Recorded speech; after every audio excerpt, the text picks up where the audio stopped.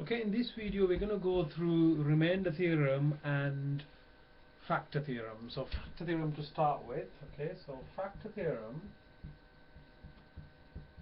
okay, it says, so if fx is a polynomial, okay, I'll say poly for short,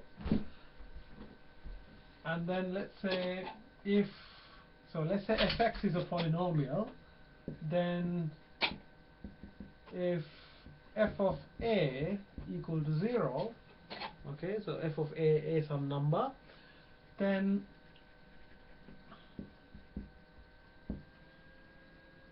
x minus a is a factor. Okay, so if fx is a polynomial and if f of a is equal to 0, then then x minus a is a factor. So basically, if you divide whatever the polynomial by x minus a, you get remainder 0. Now remainder theorem is very similar. So remainder theorem is basically you're just going to have a number here instead of 0. So before that, let's just say, so if for example, if ax minus b is a factor, okay, in the following example, then f of b over a equal to 0. Okay, so that's the more common case. So if ax minus b is a factor, then f of b over a is equal to 0. Okay, so those are the definitions of these factor theorems. So let's do an example. Okay. Okay. So actually, before an example, let me just go through remainder theorem, because it's exactly the same thing. In fact, factor theorem is a special case of the remainder theorem because the remainder is 0. Okay, so remainder theorem is the main theorem for everything. So the remainder theorem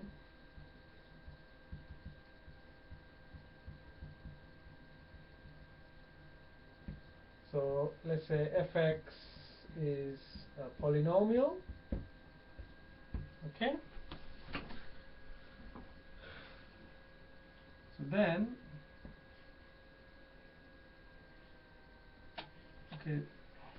when fx is divided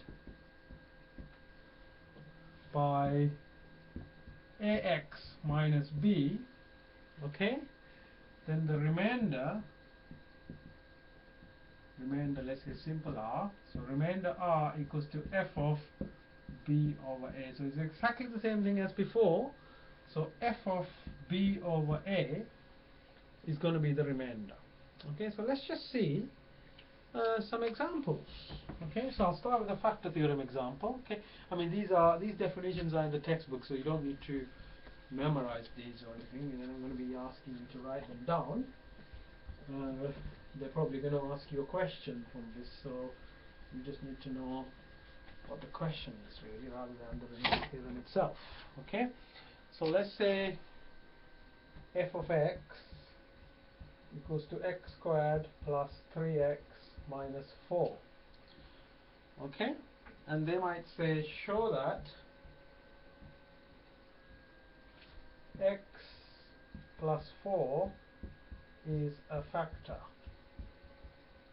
Okay, so this is the kind of question we're going to get. So they're going to say fx equal to x squared plus 3x minus 4, show that x plus 4 is a factor.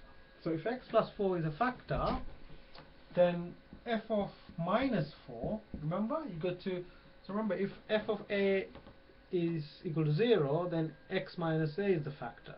So you got to take the negative of this number here. So the negative of that number is f of minus 4. So f of minus 4 equals to minus 4 squared plus 3 times minus 4 minus 4. So minus 4 squared is plus 16. 3 times minus 4 is minus 12. Minus 4. So you can see 16 minus 12 is 4. 4 minus 4 is 0. So that equal to 0. So therefore, x plus 4 is a factor. That's the answer actually. Okay, so all you have to do is just sub the minus of this number and then show that it's a factor. And that's all it is. Okay, now I'll do a different question for the remainder. Okay, So it's quite easy to do a remainder question because I don't have to think about actually finding a factor. So let's see. So let's say we have fx equals x cubed minus 4x squared plus 3x minus 5. Okay? And then say find remainder when divided by x minus 3. Okay? So they're saying find the remainder of fx when divided by x minus 3. So all you do is plug in f of 3 because this is x minus 3, so you need to plug in f of 3. So that means 3 cubed, you just put it into the function. So it'll be 3 squared plus 3 minus 5. So now if I simplify, so 3 cubed is 27. So 3 squared is 9 times 4 is minus 36. This is plus 9 minus 5. So this is 27 minus 36 is minus 9 plus 9 is 0 is minus 5. So the remainder equals minus 5. That's it. So that's the remainder. Okay. So let's stick to the same question. And let's say this time they ask you a different divisor. So let's say they ask you to divide by a different number this time. Okay. So let's say they ask you to divide by 2x minus 1. Okay, so if you divide by 2x minus 1, you need to substitute f of 1 over 2. Remember, this is ax plus b, so it should be minus b over, well, if it was ax minus b, so it would be b over a, isn't it? So this is f of half. So f of half will be half cube minus 4 bracket half squared plus 3 bracket half minus 5. So half cube is 1 over 8, half squared is 1 over 4 times minus 4 is minus 1. This is plus 3 over 2 minus 5. So if I just put everything, so minus 1 minus 5 is minus 6. So let's just fix that in there. Okay, so minus 6, and I can put these both under 8. So this will be 1, this will be 4, so it will be 12. This will be 13 over 8 minus 6, so it will be 13 minus 48 over 8, which is minus 35 over 8. So that's the remainder when you divide it by that. Okay, all you do is just substitute that and then just simplify it. I mean, this is just simplification, you don't need to worry too much about that. Okay. Now one other type of question they could potentially ask you is they could ask you to factorize a cubic expression without actually giving you any factors. So you need to find the factor by trial and error and then factorize it fully. So basically what you need to do is once you found a factor of the cubic, you need to factorize it. Well, you need to divide it first of all, and then you get a quadratic expression, and then you need to factorize that. Okay? So let's do an example. Okay, so let's say we have g of x equals to excuse me, x cubed plus 4x squared. So x cubed plus 4x squared. I'm actually copying a question down. Okay. Minus 3x minus 18. Okay.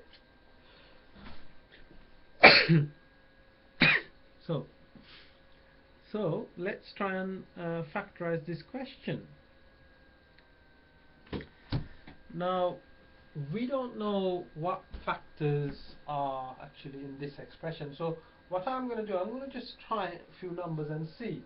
So if I do g of 1, okay, so that becomes 1 cubed, which is 1 plus 4 minus 3 minus 18.